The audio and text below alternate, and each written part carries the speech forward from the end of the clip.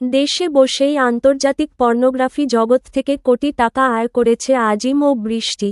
অভিযোগ উঠেছে তারা শুধু নিজেরাই পর্নো ভিডিও বানিয়ে অনলাইনে আপলোড করতেন না, বরং অন্যদেরও এই অবৈধ কাজে লিপ্ত করাতেন। 1 বছরের মধ্যেই তাদের 112টি ভিডিও আন্তর্জাতিক প্ল্যাটফর্মে প্রকাশিত হয়, যা দেখা হয়েছে প্রায় 2,67,00,000 বার।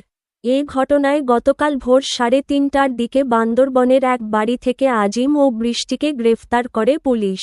পুলিশ জানায়, 2024 সালের মে মাসে আন্তর্জাতিক পর্নো সাইটে তাদের প্রথম ভিডিও প্রকাশিত হয়।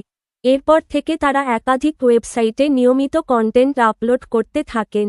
শুধু নিজেরাই ভিডিও বানিয়ে আপলোড করতেন না, বরং অন্যদেরও আগ্রহী করতেন এই ইন্ডাস্ট্রিতে যুক্ত হতে। এমনকি টেলিগ্রাম চ্যানেলে প্রচারণা চালিয়ে নতুন ক্রিয়েটর যুক্ত করলে নগদ টাকা দেওয়ার প্রলোভনও দেখাতেন তারা। 1 বছরের মধ্যেই আন্তর্জাতিক পর্নো পারফর্মারদের তালিকায় উঠে আসেন বিশ্বের 8ম স্থানে।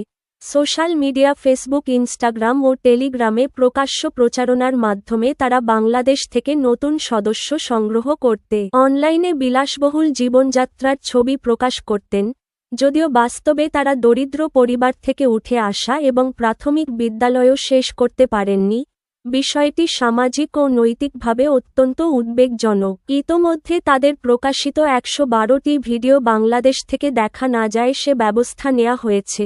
পাশাপাশি তারা কত অর্থ আয় করেছেন এবং কিভাবে সে অর্থ দেশে এনেছেন সেটিও খতিয়ে দেখা হচ্ছে। ওই যুগল নিজেদের স্বামী স্ত্রী পরিচয় বাসা নেন এবং খুব কমই বাইরে যেতেন।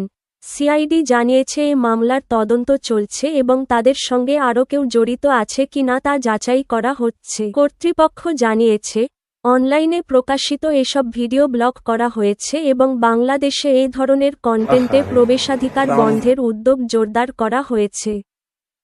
খারাপ কমেন্ট করবেন না। কারো যদি কমেন্ট করতে ইচ্ছে করে ভালো কমেন্ট করেন, সমস্যা নেই।